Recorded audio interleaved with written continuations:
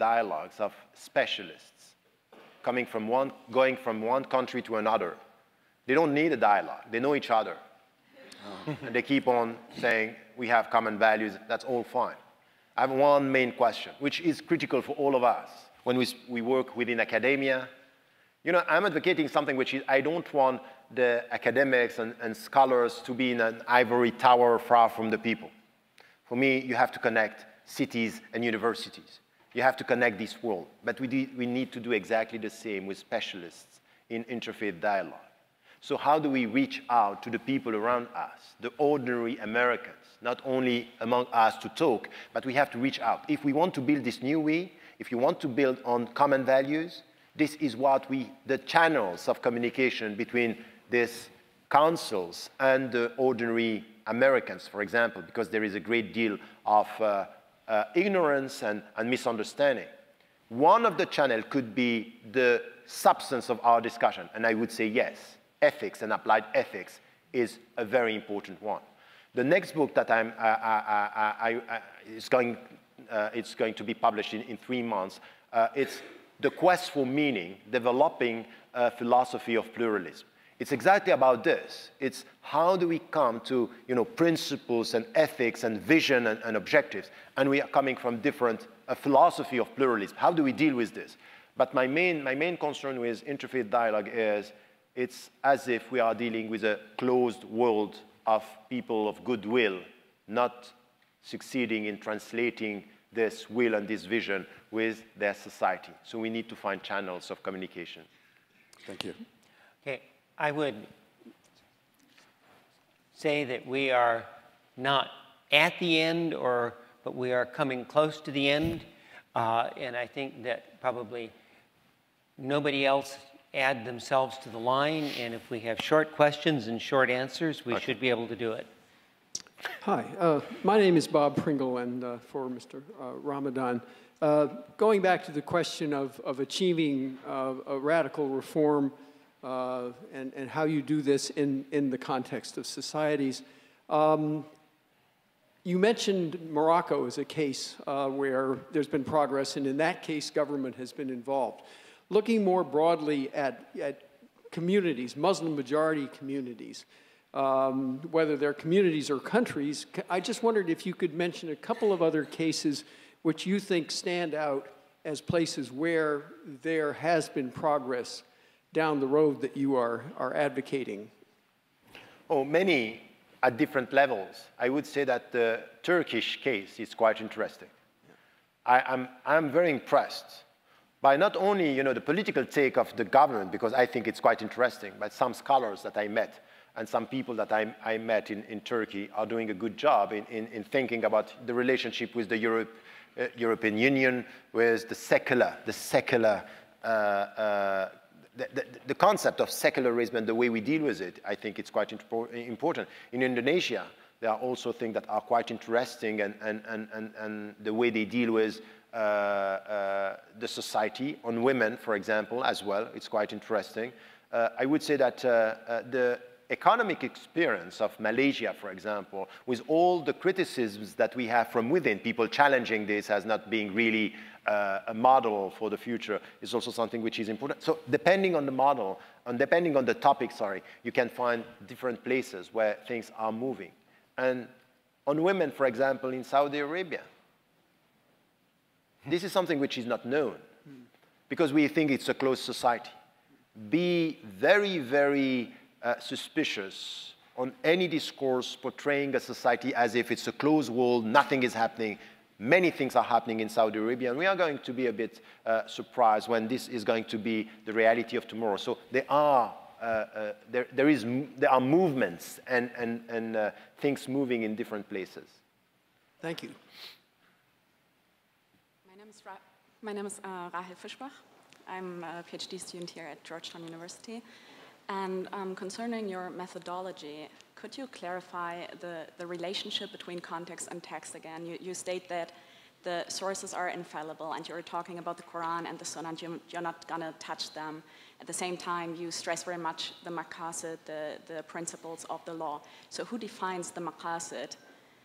what are the maqasid in your view? And then if the maqasid go against certain traditions, can we just dismiss them? And would that not mean that we question really the core elements of fiqh?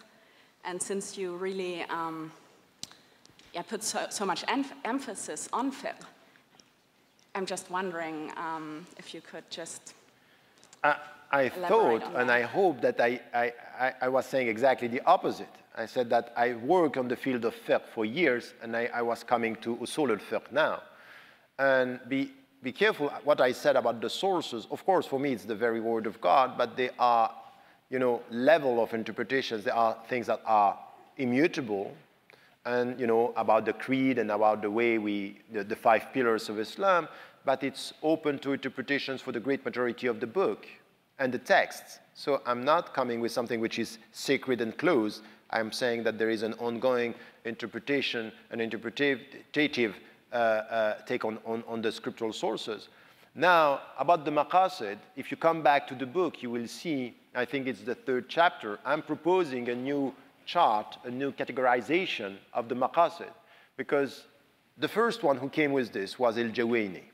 His student was Abu Hamid al-Ghazali. And then in the same school of law, you have a Shatibi in the Maliki tradition. So Shatibi came and tried to come with what we call the 5 main principles of Maqasid al-Sharia al-Daruriyya. So that's fine. And al-Qarafi added another one about dignity. And I'm saying that this is not enough. The context is sending us a message that with these 6 principles, we cannot just change our understanding. So I'm coming with very specific, a new categorization saying we may add to applied ethics these objectives. So it's a human take. It's a human endeavor that is going to shape or frame or construct the whole vision of what is applied ethics and what are these principles today. So this is something that I said, and I'm trying to translate into my work. Very, very brief, just because I'm from Europe, and just from your experience now in Europe, do you think that in the last years Islamophobia has increased instead of decreased?